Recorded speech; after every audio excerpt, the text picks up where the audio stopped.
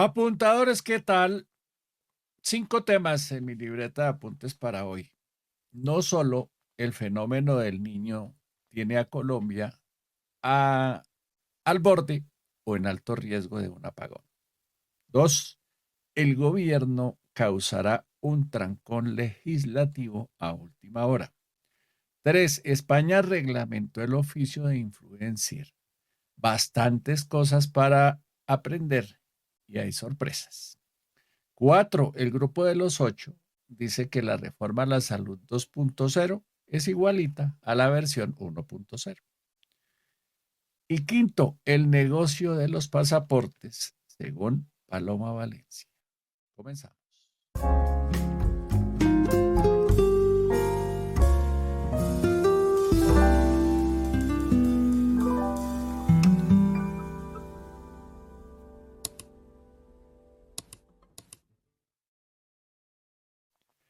En Colombia suelen repetirse con bastante frecuencia, más de la que uno quisiera, las noticias. Hace 30 años yo trabajaba en el noticiero CMI y vino el apagón o racionamiento de energía más severo que ha tenido Colombia por cuenta de un fenómeno del Niño. Y las autoridades de energía, de energéticas de la época, le atribuyeron la falla a eso, al fenómeno natural.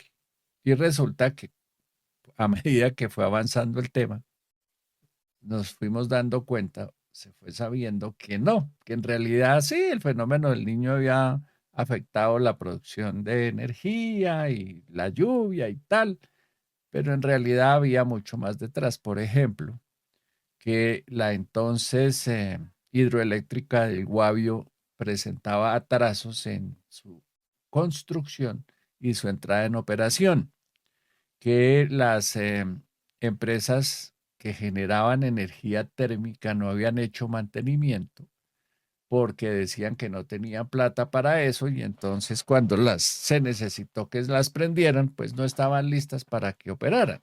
Y así, y se fueron sabiendo cositas que terminaron siendo un desastre para el país. Pues mire, 30 y tantos años después volvemos a la misma vaina.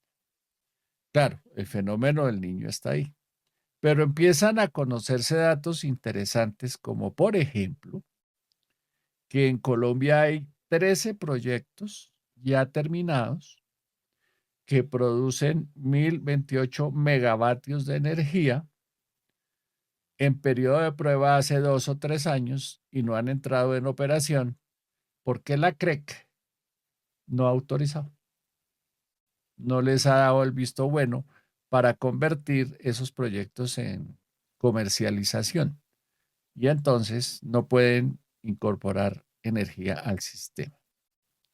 Y fíjense en este dato tan curioso.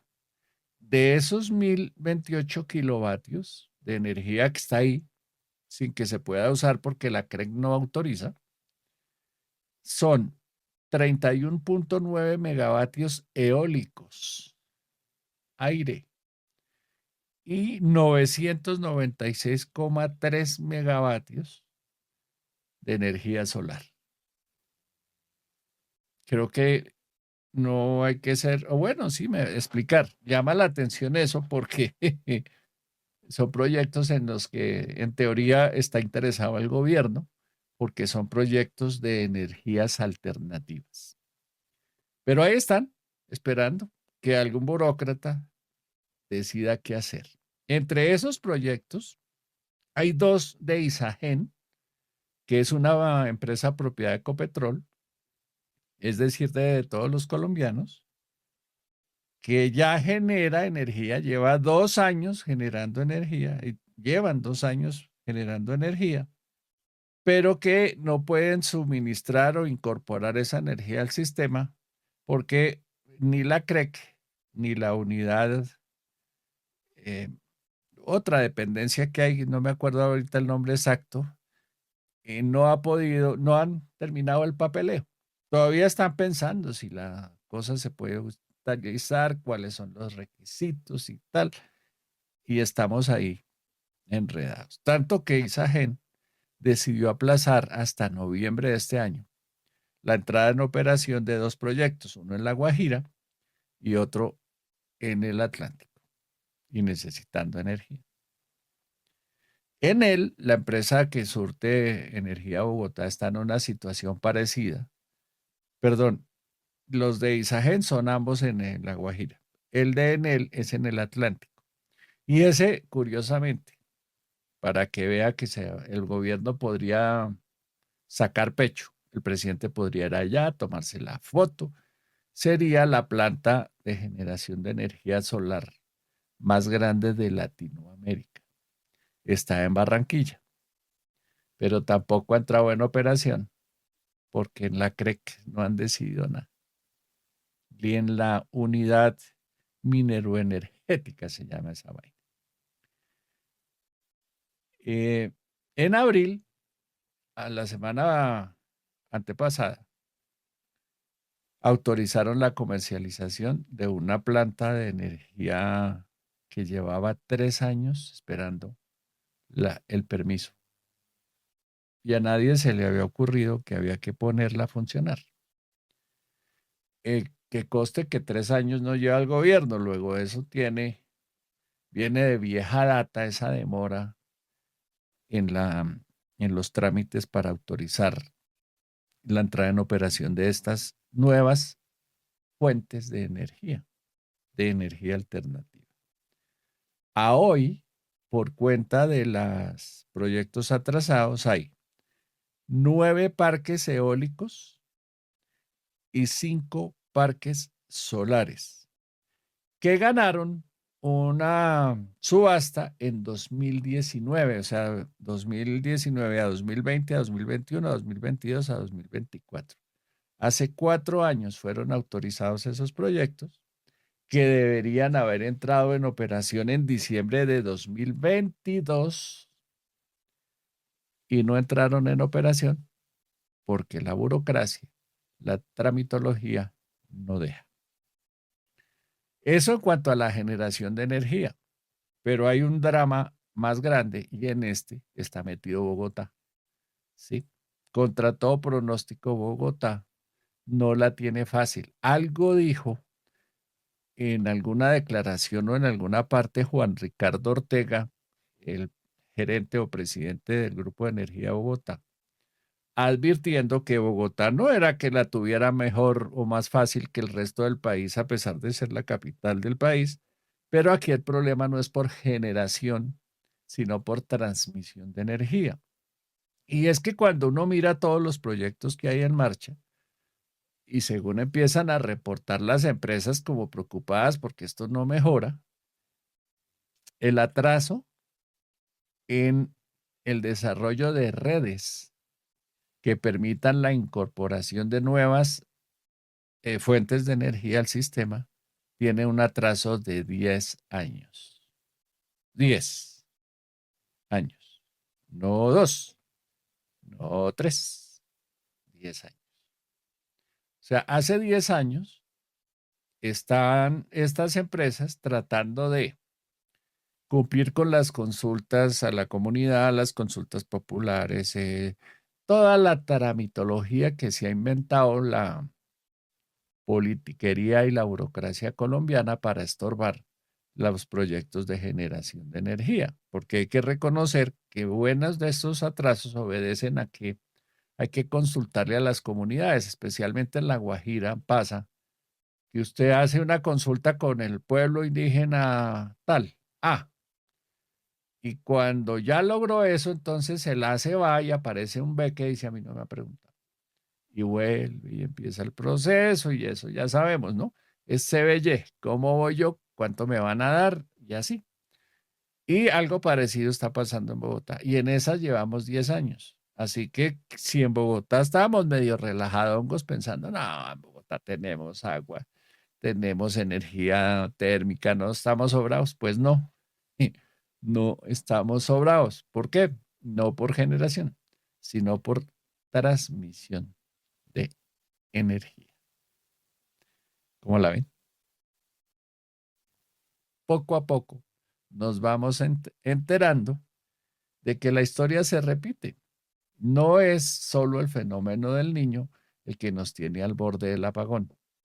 No, es la burocracia. Por eso, un montón de exministros, 8 exministros y como 30 exfuncionarios de la CREC y del sector energético le mandaron una carta al ministro diciéndole que deje de decir bobadas, que deje de atacar al sistema y se dedique a solucionar problemas como esos, a poner al día el sistema. Ahora, dentro de los firmantes, hay muchos que fueron responsables o poco hicieron para evitar el retraso, pero vale la quejadera y vale que nos vayan contando que aunque ellos metieron la pata, o que ellos también metieron la pata que está a punto de llevarnos a un apagón de energía.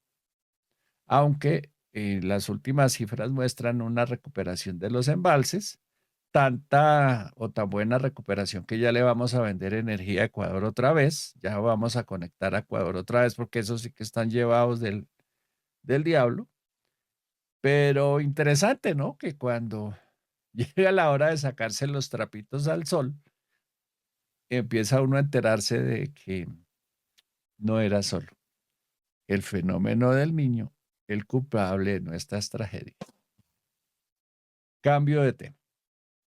¿Se acuerdan de los 8 senadores que objetaron o que hundieron la reforma a la salud en el Congreso, en el Senado, la Comisión Séptima del Senado? Pues acaban de sacar un comunicado diciendo que no ha cambiado nada, que el acuerdo, el proyecto de reforma a la salud 2.0, que se supone es un acuerdo entre el gobierno y las EPS, repiten los mismos errores y tienen las mismas fallas y los mismos problemas de la versión 1.0. Como que, y dicen, palabra más, palabra menos, que pues eso tampoco lo van a votar. Y aquí entonces surge la pregunta, ¿y qué pensará el gobierno que dijo que ellos estaban trabajando para las EPS? Ahora que los mismos 8, el grupo de los 8 dice que así tampoco lo va a votar. Y ahí se supone están de acuerdo las EPS. Entonces, como que no era tan cierto eso de que trabajaban para las EPS o que las EPS los financiaban o que las EPS estuvieran detrás de la decisión. Eso reconforta. Es una buena señal darse cuenta que hay congresistas que hacen la tarea. Estos 8, por lo menos. No había tal EPS pagando detrás, porque aquí les están diciendo a las EPS que el proyecto de acuerdo, que se supone va a ser un proyecto de ley, pues no, tampoco cumple. O sea que tampoco lo van a votar. Chévere la señal. Y a propósito de la reforma a la salud, esa 2.0, el ministro de Interior dice que lo van a presentar en esta legislatura con mensaje de urgencia. En presidencia andan promoviendo muchísimo, me han mandado 17 correos explicando la reforma laboral, defendiendo la reforma laboral, que se supone también va a empezar la discusión estas 2 semanas que faltan o 3 semanas que faltan, o estas 4 semanas que faltan para que termine la legislatura, perdón. Es mayo, 4 semanas, 6 semanas. Entonces el gobierno está a punto de generar un trancón porque va a poner al mismo tiempo a discutir en el Congreso reforma a la salud 2.0, que eso empieza desde nuevecita, desde cero. Si le mete mensaje de urgencia, quiere decir que Senado y Cámara tienen que discutirla al mismo tiempo. Es decir, que no van a poderse reunir para discutir la reforma pensional y la reforma laboral que empieza a mover presidencia con bastante fuerza. Y tal vez obedece ese afán del gobierno porque sabe que a partir del 20 de julio el Congreso ya no es ni del gobierno ni de los partidos de gobierno, sino un Congreso totalmente diferente. Y teme seguramente que si deja los proyectos para esa legislatura, la que empieza el 20 de julio, de pronto no le sale nada. Y no sé si sea buena estrategia presentar, o sea, poner todos los huevos en la misma canasta al mismo tiempo. De pronto termina hundiendo todas las 3 reformas que tanto le ha costado sacar adelante. Ya veremos. Una decisión importantísima del Consejo de Estado hacia futuro. Las primeras damas no pueden ser nombradas funcionarias públicas. No se les pueden encargar funciones públicas. El fallo lo toman a raíz de la señora Verónica Alcocer, a quien nombraron embajadora especial, y le dicen, no, no, no, eso no lo puede hacer, pero aplica para todas las que hacia atrás hicieron lo mismo, que son todas las primeras damas. O sea, señoras primeras damas, no renuncien a sus trabajos, sigan en sus oficinas, en lo que sea que estén haciendo, tranquilas. Si son madres, si son mamás y viven en la casa, pues hagan lo mismo que están haciendo porque ya no pueden disponer de fondos públicos. No solo no las pueden nombrar funcionarias, sino que no pueden gastar plata pública, aún siendo las primeras damas. De pronto para el mercado, las de la Casa de Nariño. De pronto, de resto, no pueden tomar decisiones que tengan que ver con dineros públicos.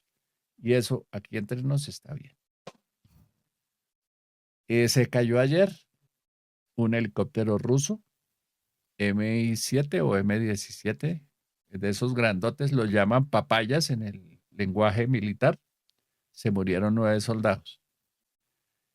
Lo terrible aquí, y se empieza a saber también, es que es uno de los 20, ese era uno de los 20 helicópteros rusos que no han recibido mantenimiento por la terquedad del gobierno colombiano, que dice que no los manda a Rusia porque de pronto no se los no se los devuelven por la guerra con Ucrania. Y a pesar de que la embajada rusa hizo público en Bogotá una cosa diciendo les traemos los técnicos aquí, al señor ministro de Defensa tampoco le ha parecido que eso se le deba hacer mantenimiento. Porque forma parte de ese plan de debilitar a la fuerza pública o de no gastar lo mismo en defensa nacional. Pues ayer se le murieron 9 soldados por cuenta de la falta de mantenimiento de esos helicópteros, como diría la señora vicepresidente. Y la última, miren lo que dice Paloma Valencia.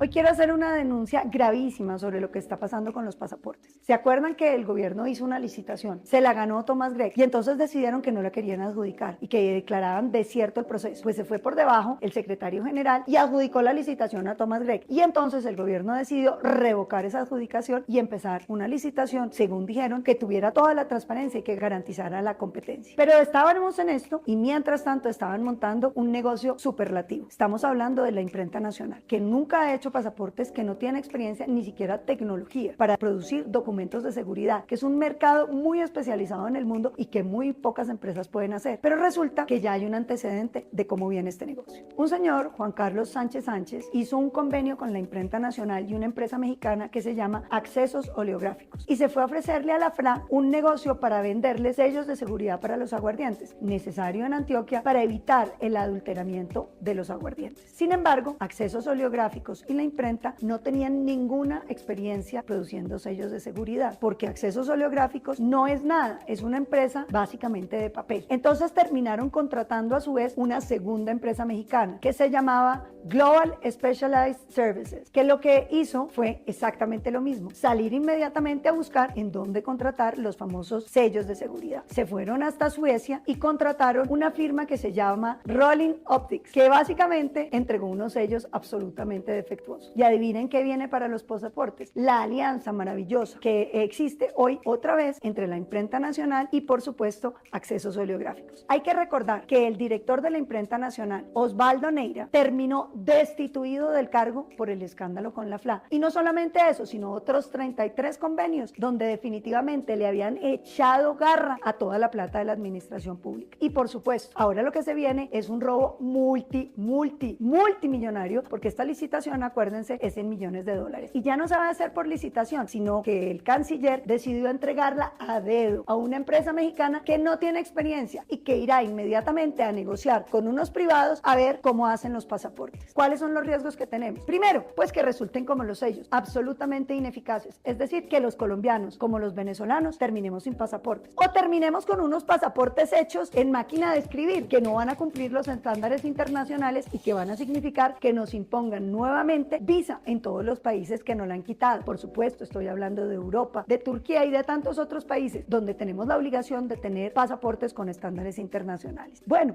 aquí la gran pregunta que muchos están haciendo es ¿por qué les parecía malo entregársela a Thomas Gregg & Son? Porque había corrupción, pero sí les parece muy bien entregar a dedo una licitación multimillonaria a alguien que ya tenía un vínculo de torcidos con la Imprenta Nacional, pero sobre todo ese Accesos Oleográficos que no tiene ninguna experiencia en hacer pasaportes, que como les digo son un mercado sumamente restringido, serio y de altísima complejidad que existe en pocos países del mundo. Pero por supuesto, aquí lo que hay es una coima para alguien, que no era solamente el señor director de la imprenta destituido Neira, sino algunos otros que siguen por ahí. Me hablan de, se me olvidó, Torres.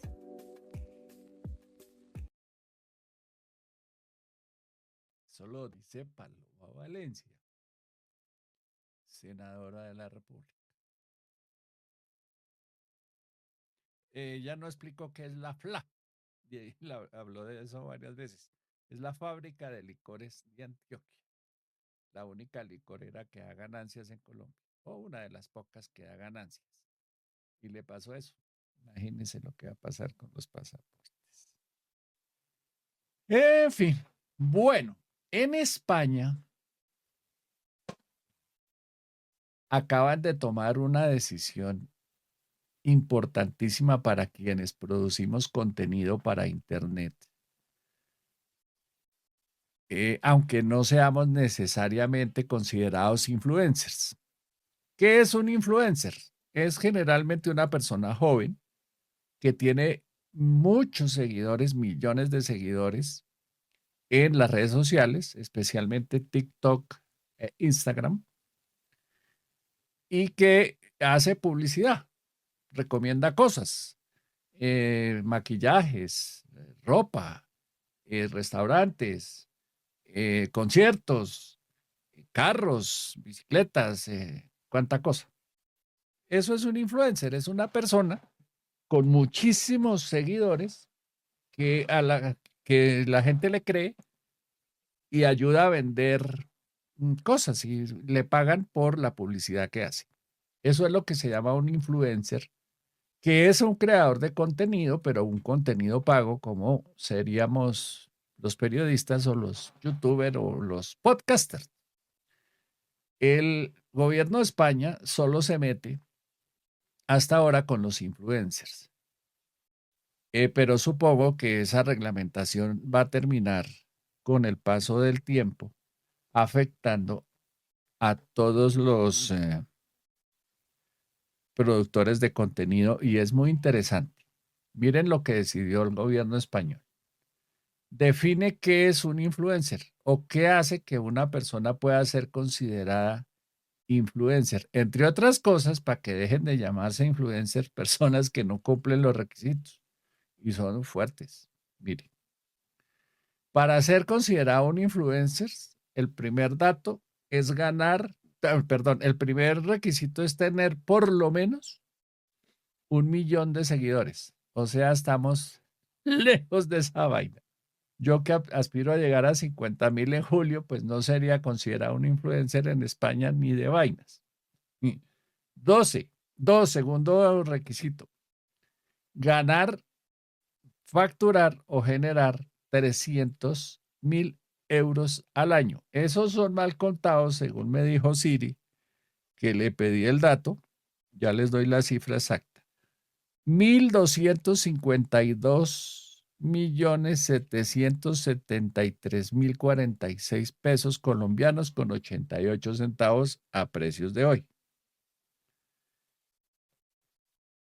Y lo otro la otra condición es haber publicado por lo menos 24 videos al año.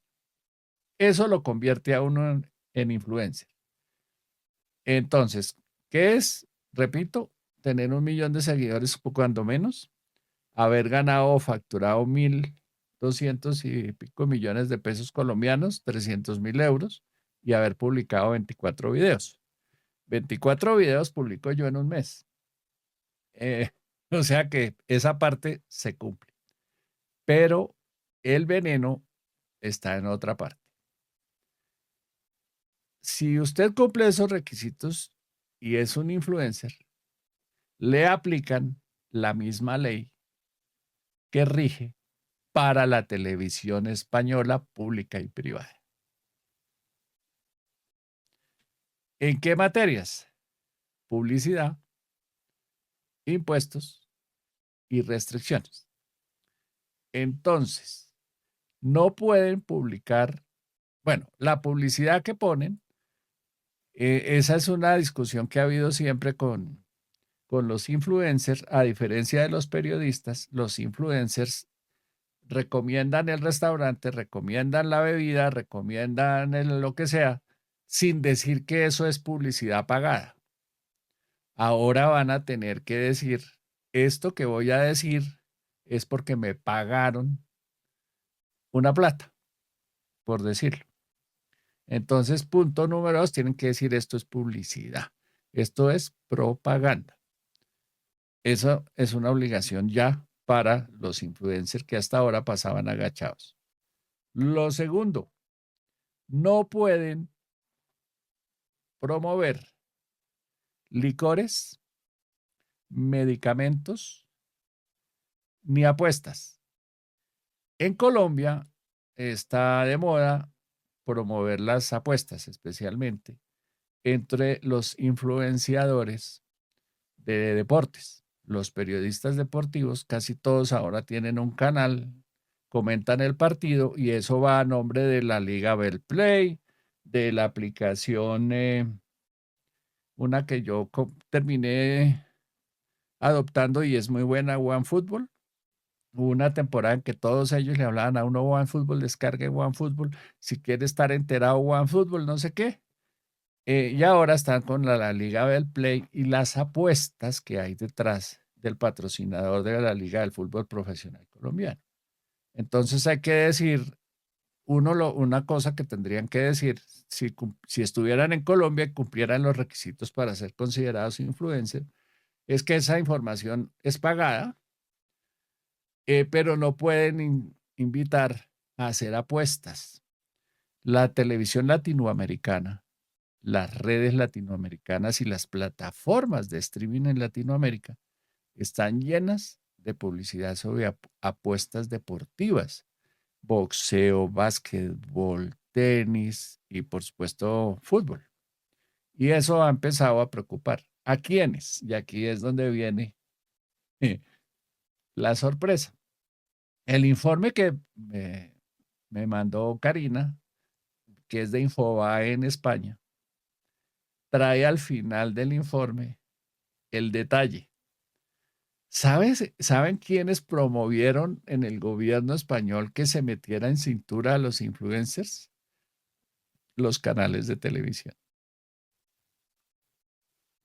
La televisión. La Unión de Televisiones Comerciales en Abierto de España, que se llama UTECA, movió,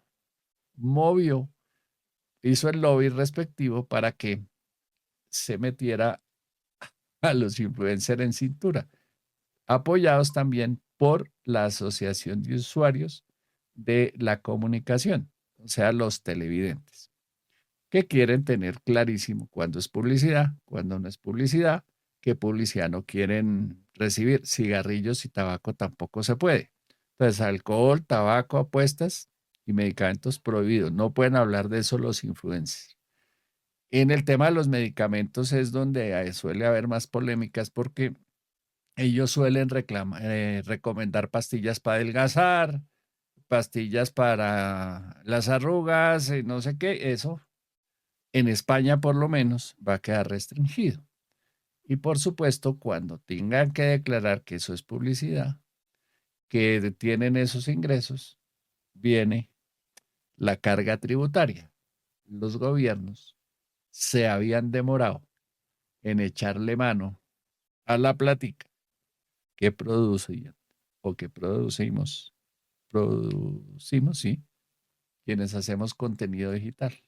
Se habían demorado en llegar por aquí a poner impuestos, a pedir la tajada y a regular. En algunas cosas vale la pena, en otras quién sabe.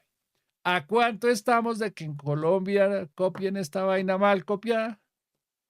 No sé, no me atrevo a pronosticar. ¿Ustedes qué opinan? ¿Ustedes qué opinan? ¿Se debe reglamentar? Eso pondría, pregunto, no estoy sugiriendo nada, pregunto, ¿eso metería en cintura las llamadas bodegas? Porque les haría confesar que eso que están diciendo es pagado. ¿Ustedes quisieran saber eso? Les dejo la inquietud.